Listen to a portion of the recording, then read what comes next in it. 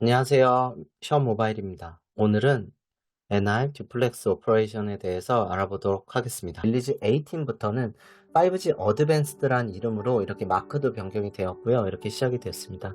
그 중에 한 가지 좀 괜찮은 아이템이 그 Evolution of NR 듀플렉스 오퍼레이션인데, 이걸 제가 지난번부터 계속 한번 설명을 드리려고 했는데, 이게 스터디 아이템이에요. 우리가 아이템은 SI라 그래서 스터디 아이템이 있고, WI라 그래서 워킹 아이템이 있거든요.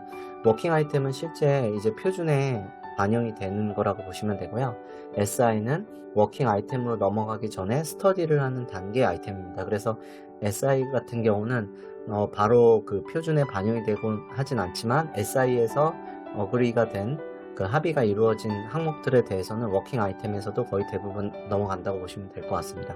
그래서 요번에 NR 듀플렉스 오퍼레이션에서는 스터디 아이템으로만 진행이 됐습니다. 그래서 릴리즈 19에서 정식으로 진행된다고 보시면 될 것 같습니다.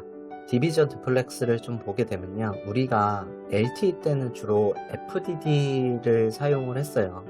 LTE에서도 TDD가 있었지만 FDD를 주로 사용을 했거든요. 왜 그러냐면, 우리가 주파수 대역이 낮은 저주파수 대역, 낮은 주파수 대역에서는 주로 FDD, 그러니까 DL과 UL이 따로 있는 이런 형태로 사용이 되거든요. 그래서 주로 FDD를 사용한 거고, 5G 오면서는 그 주파수 대역, 주파수의 훨씬 효율을 높일 수 있고, 그 다음에 주파수를 훨씬 더 많이 사용을 해야 되기 때문에 TDD 방식으로 많이 사용을 했습니다. 그래서 예를 들어 3.5기가 대역이나 28기가 대역이나 이쪽은 TDD를 주로 사용을 하겠죠. 근데 5G라고 하더라도 기존의 LTE 대역, 예를 들어 1.8GHz 대역이나 이런 데를 사용을 한다 그러면 똑같이 FDD를 사용합니다.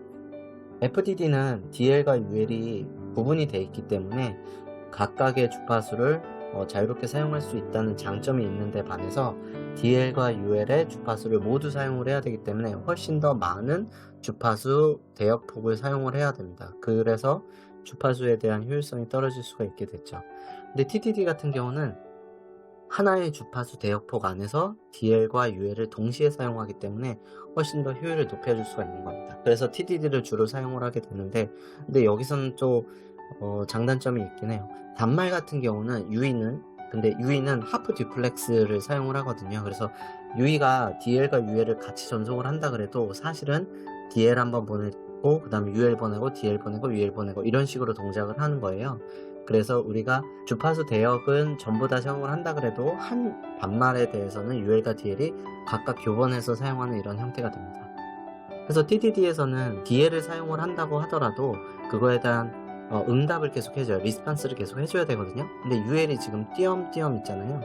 그렇기 때문에 리스판스에 대한 게 훨씬 더 느릴 수밖에 없어요. 여기서 UL은 바로 DL을 전송을 받고 UL로 리스판스를 주고, 전송을 받으면 바로 전송을 해주고, 전송을 하면 바로 리스판스를 주는데, 이건 그게 아니라 DL에서 전송한 거를 UL에서 묶었다가 여기서 또 묶었다가 여기서 묶었다가 한 번에 전송해주고, 예를 들어 여기서 에러가 발생을 한다 그러면 바로 복구할 수 있는 게 아니라 UL로 피드백을 준 이후에나 전송이 가능합니다.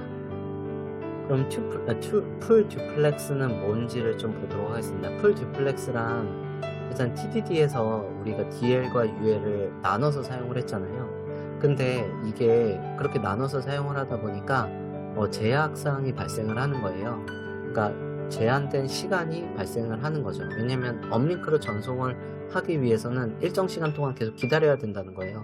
그러다 보니까 문제가, 커버리지도 짧아지게 되고, 왜냐면 바로바로 재전송을 하고 할 수 있어야 그거에 대한 재전송이 되고, 그 다음에 그 커버리지나 이런 것들이 복구가 가능한데 그런 게 늦어질 수 있는 거고요.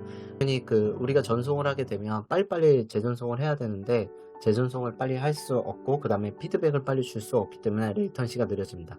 이게 실시간성 리얼타임 서비스를 하는 것들에 대해서는 매우 취약할 수 있게 되는 거죠. 그리고 우리가 웹브라우저나 이런 것들을 본다고 하더라도 우리가 빨리 요청을 해도 반응 속도가 느릴 수밖에 없게 되는 거죠.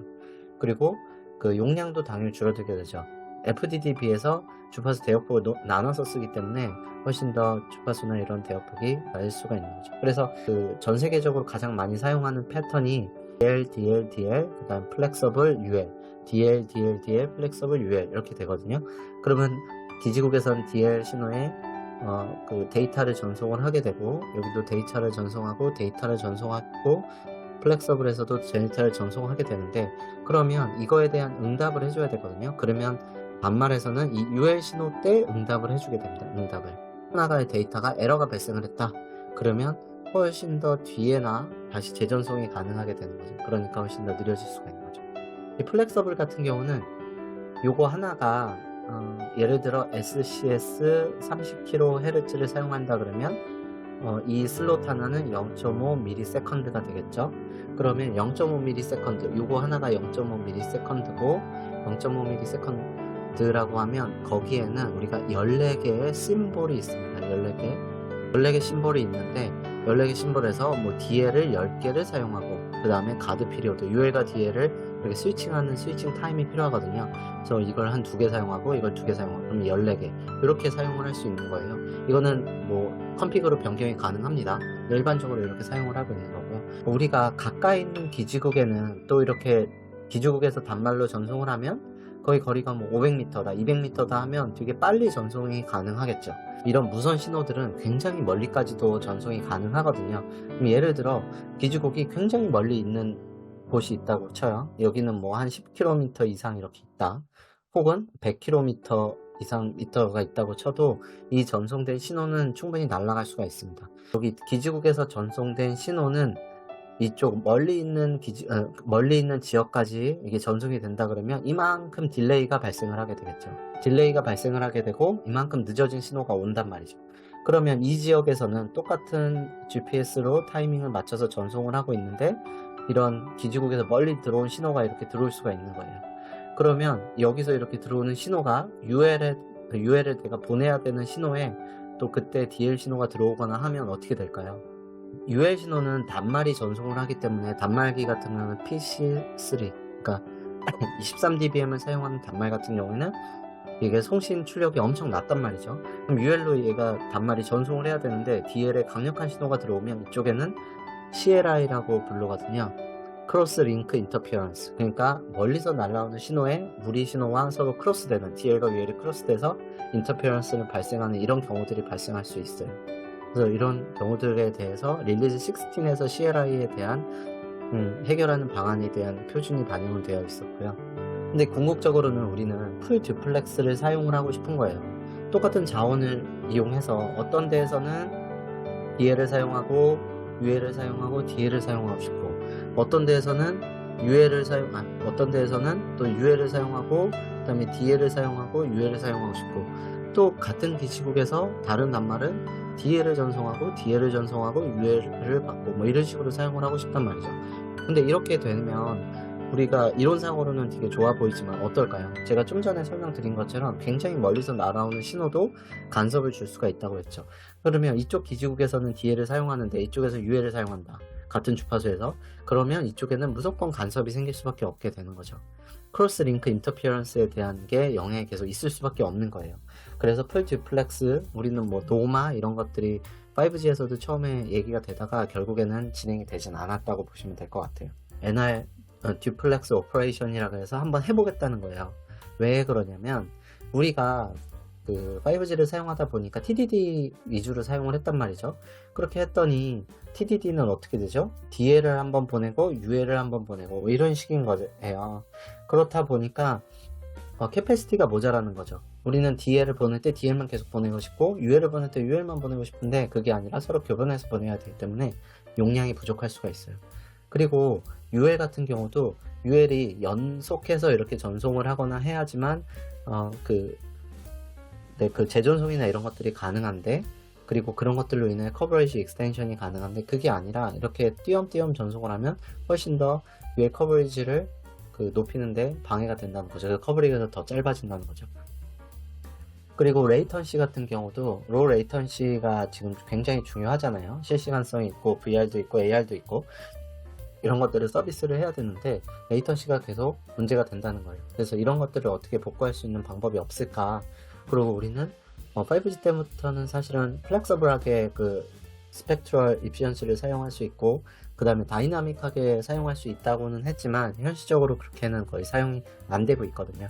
그래서 이런 것들을 좀 해결을 해보고 싶다 해서 나온 게 NR 듀플렉스 오퍼레이션이에요. FD라는 용어를 사용해서 해요. 제가 좀 전에 말씀드렸는데 풀 듀플렉스 같은 경우는 인터페어런스 때문에 영향이 있어서 현실적으로 쓰는 게 쉽지 않다고 말씀드렸잖아요. 그래서 5G에서 지금 하는 것들은 어떤 거냐면 서브밴드 non overlapping 풀 듀플렉스예요. 그러니까 서브 밴드 단위로 해서 오버래핑이 되지 않게 하는 풀 듀플렉스를 사용하게끔 한다는 거예요. 근데 이거를 일단은 하기 위해서 우리는 셀프 인터페런스를 처리를 할 수 있어야 돼요. 왜냐면 셀프 인터페런스라는 건 뒤에서 설명을 드릴게요. 그 다음에 좀 전에 설명드린 크로스 링크 인터페런스도 문제가 되는 거예요. 기지국하고 기지국 간의 CLI, 그 다음에 단말과 단말 간의 CLI, 이런 것들이 계속 발생을 하게 되죠. 그 다음에 어드제이센트 채널 인터페런스도 무시를 할 수가 없게 되는 거예요. 이걸 뭐냐면 우리가 주파수를 사용을 할 때 이렇게 주파수를 잘라서 각각 그 오퍼레이터마다 사용을 한다고 하지만 실제로는 이런 주파수가 이렇게 나가게 되죠. 그러니까 서로 이쪽에 간섭을 줄 수밖에 없는 거예요. 근데 그런 간섭에서 DL과 UL을 동시에 같이 전송을 하면 영향을 최소화할 수 있는데, 이게 서로 뒤죽박죽 다르게 사용을 한다 그러면 풀 듀플렉스가 된다 그러면 이제 문제가 되는 거죠. 그래서 그거는 뒤에서 설명을 드릴게요.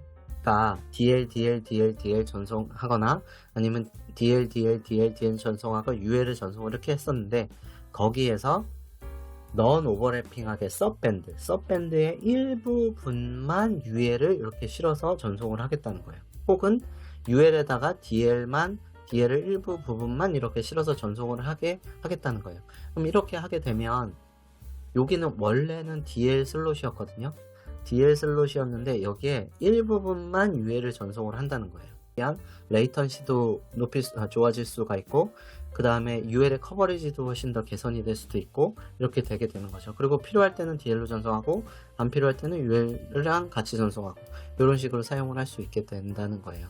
그래서 기존은 DL, 그 다음에 플렉서블, 그 다음에 DDDFU 뭐 이런 거였는데 이제는 XXXXU 이런 식으로 할 수가 있게 된다는 겁니다. 그래서 이렇게 전송을 하게 되고, 그 다음에 DL과 UL 사이에는 여기 가드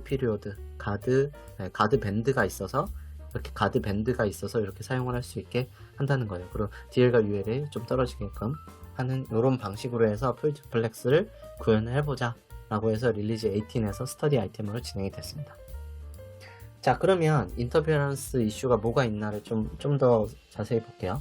셀프 인터페어런스라 그래서 이건 뭐냐면요, 우리가 DL과 UL을 한 기지국에서 전송을 같이 DL은 전송하고 그 다음에 전송을 받을 때 DL 신호가 우리는 그냥 DL 신호가서 딱 렉탱글러처럼 이렇게 전송이 될 것 같지만, 실제 주파수는 그 리키지 시그널들이 있기 때문에 이걸 아무리 필터로 자르고 한다고 하더라도 이렇게 신호가 옆에까지 고조파나 이런 성분들, 그 다음에 하모닉 성분들이라던가 이런 것들에 의해서 나올 수밖에 없게 되는 거예요.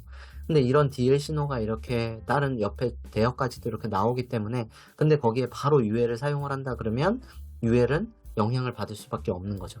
그러니까 자기 자신이 자기의 UL 쪽으로 영향을 줘서 UL이 불가능하게 만들 수가 있다는 거예요. 그래서 우리가 일부 가드 밴드를 이렇게 둔다고, 이만큼 가드 밴드를 둔다고 하더라도 UL은 영향을 받을 수밖에 없게 됩니다. 그리고 또 하나는 뭐가 있냐면 어드제이센트 캐리어 인터페런스인데, 좀 전에 설명한 것처럼 위에서처럼 DL이 이렇게 전송을 해서 전송을 보내긴다고 하면, 만약에 다른 오퍼레이터가 내가 DL을 전송할 때 중간에 있는 다른 오퍼레이터가 UL을 전송한다 그러면 이게 영향을 줄 수밖에 없는 거예요.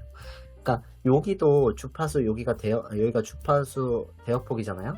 그러면 여기서도 자기 자신한테도 영향을 줄 수 있지만, 이렇게 서로 간에 다른 형태, 그러니까 DL 보낼 때 여기도 DL을 보내면 어느 정도 상쇄가 돼서 영향을 줄일 수 있지만, 그게 아니라 DL 보낼 때 UL을 보낸다 그러면 영향을 받을 수밖에 없게 되는 거죠. 이런 문제들을 어떻게 해결할 거냐라는 게 가장 큰 이슈가 되었던 겁니다. 근데 우리가 셀프 인터페런스 캔슬레이션이라 그래서 이거는 여러 가지 방법으로 가능하다고 얘기를 하고 있어요. 일단 안테나 단에서 우리가 안테나에서 최대한 캔슬레이션을 하는 방법을 사용을 할 수가 있고요. 그렇게 사용을 한다 그러면 여기 스터디한 내용들을 보면 우리가 캔슬레이션을 해가지고 25dB 정도까지 줄일 수 있고, 그 다음에 가드밴드를 통해 가지고 아까 가드밴드가 있었죠. 그러면 한 50dB까지도 이렇게 최대한 더 줄일 수 있다고 얘기를 하고 있어요. 그렇게 되면 한 마이너스 120 정도가 돼서 간섭 영향을 최소화할 수 있다고 얘기를 할 수가 있어요. 그리고 또 하나는 물리적으로 아예 이걸 분리를 하는 거예요. 그래서 만약에 이쪽에는 DL만 전송을 하는, 신호가 TX만 송신을 하게 하고, 그 다음에 어느 정도 이걸 분리를 한 다음에 여기는 RX에 안테나만 설치를 하는 거예요. 이렇게 분리가 되게 하면 TX 들어온 신호가 RX 쪽으로 영향 주는 이런 영향들을 최소화할 수 있다고 얘기를 하고 있어요. 약 80dB 정도 그 영향을 최소화할 수 있게 된다고 얘기를 하고 있습니다. 예를 들어 여기는 오퍼레이터 C라는 데가 있고, 여기는 오퍼레이터 A가라는 데고, 오퍼레이터 B라는 데가 있어요. 그러면 우리가 TD를 사용할 때 DDD FU 이렇게 사용할 거잖아요. 이거 오퍼레이터 C가 이렇게 사용을 한다고 칠게요. 근데 우리는 만약에 DXXXU 라고 사용하는 게 A라는 오퍼레이터, 그 다음에 여긴 DDDFU 라는 데가 B 오퍼레이터가 사용한다고 보면요, 이게 주파수이죠. 여기가 주파수예요. 그러니까 예를 들어 여기는 3.4기가 돼요, 여기는 3.5기가 돼요, 여기는 3.6기가 돼요. 그걸 사용한다 그러면 이쪽에서도 DL을 전송하고 이쪽에서도 DL을 전송하는데 여기는 UL이 같이 포함되어 있잖아요. 그러면 UL이 예를 들어 이쪽 위쪽에 이렇게 포함이 된다 그러면, 위쪽에 포함이 된다 그러면 이쪽 대역에서 오는 DL의 신호를 바로 받게 되는 거죠. 그러니까 영향을 훨씬 더 많이 받을 수 있죠. 아니면 밑에다가 놓게 되면 이쪽에서 전송하는 거에 또 영향을 받게 되죠. 그렇기 때문에 중간쯤에 UL을 놓는 게, 서밴드를 놓는 게 좋다. 이렇게 해서 그 여러 가지로 지금 표준에서는 사실은 이렇게 위에다가도 둘 수 있고 밑에다가도 둘 수 있는데 중간쯤에 놓는 게 좋지 않냐, 이런 얘기들을 하고 있죠. 근데 예를 들어 오퍼레이터 B 같은 경우는 이쪽 끝에다가 UL을 두는 게 영향을 최소화할 수 있겠죠. 그럼 여기 끝에다가 이렇게 UL을 두는 게 훨씬 더 최소화할 수 있겠죠.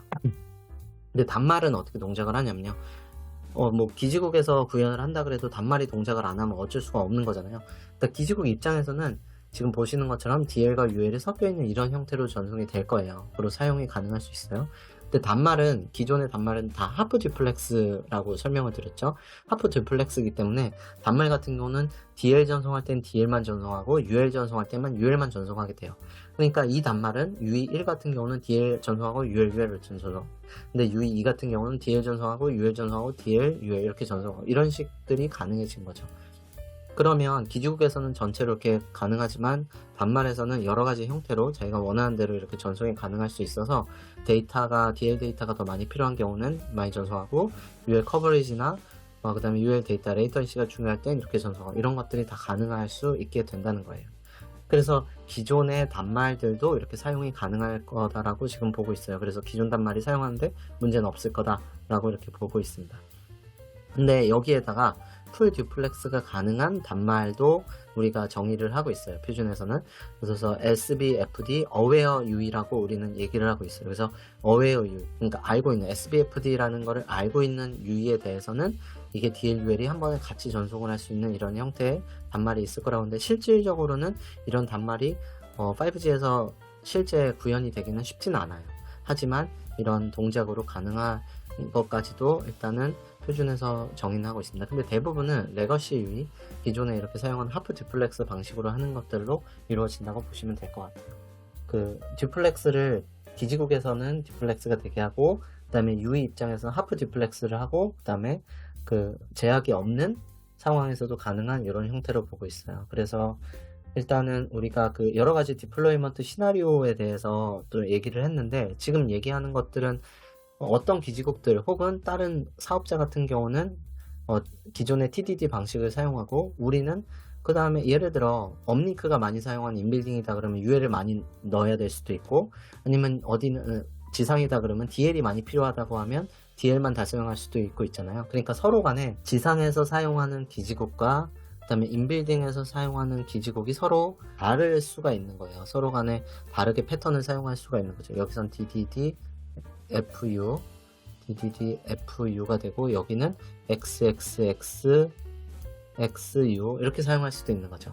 그래서 시나리오는 기지국에서 매크로 큰 커버리지가 아니라 인빌딩이나 이런 용어로 따로 사용할 수 있는 이런 형태에 대해서도 시나리오를 주로 생각을 하고 있고요.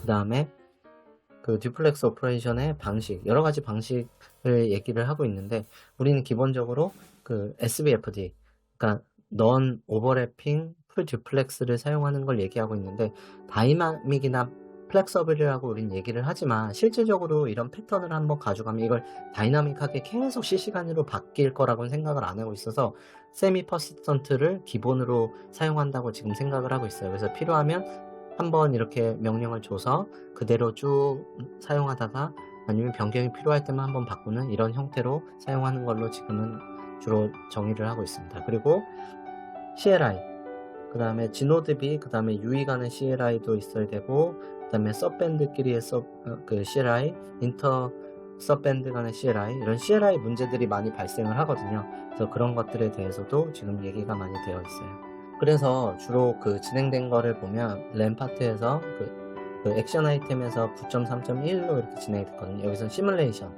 그러니까 이게 정말로 얼마나 퍼포먼스가 있고, 그 다음에 어디서 잘 되고, 뭐 이런 것들을 보기 위한 시뮬레이션이 굉장히 다양한 형태로 시뮬레이션이 진행이 됐어요. 그래서 진행이 됐고요.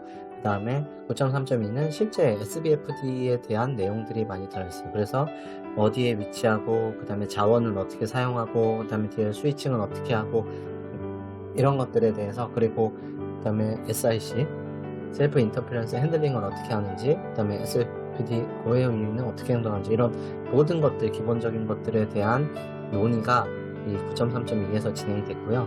9.3.3 같은 경우는 좀 더 나아가서 CLI 같은 경우는 릴리즈 16에서 진행이 됐었는데, 간단하게만 진행이 되고 실제 이렇게 사용망이나 이런 데 별로 적용이 되거나 하진 않았어요. 근데 그 차원에서 얘네는 되게 다양해졌기 때문에, 예를 들어 뭐 지상에서는 이렇게 사용하고, 그다음에 인빌딩에서는 뭐 이렇게 사용하고, 이런 것들이 다양할 수 있어서 서로 간에 크로스 링크 인터페런스가 발생을 할 수밖에 없어요. 그래서 그런 것들을 어떻게 처리를 할 것이냐에 대해서 좀 더 많이 연구가 있었고, 그다음에 파워 컨트롤을 어떻게 할지, 그다음에 그 스페셜 도메인에서는 어떻게 주파수를 사용하고 할지에 대한 내용들이 9.3.3에서 다루어졌다고 보시면 될 것 같아요. TR 문서 38.858이라는 TR 문서로 해서 일단 완료가 됐어요. 그래서 다양한 내용들이 여기에 같이 포함이 되어 있으니까 필요하시면 보시면 좋을 것 같아요. 그리고 그래서 저희는 이런 시험들을 또 해봤어요. 저희가 이렇게 기지국이 멀리 있는데 실제 스마트폰을 이용해 가지고 얼마나 LOS에서, 그러니까 라인 오브 사이트에서 얼마나 실제 5G 단말이 호가 되는지를 보기 위해서 봤더니 한 9km까지는 실제로 가능을 해요. 근데 이게 제약사항이 있는 거예요. 5G에서 피라치 SCS 30kHz를 쓸 때와 15kHz가 달라요. 30kHz를 쓸 때는 이게 9km까지도 가는 걸 볼 수 있습니다. 근데 여기서 보면 RSRP가 105잖아요. 그러니까 더 멀리까지도 사실은 갈 수가 있는데 커버리지 때문에 안 되는 거죠.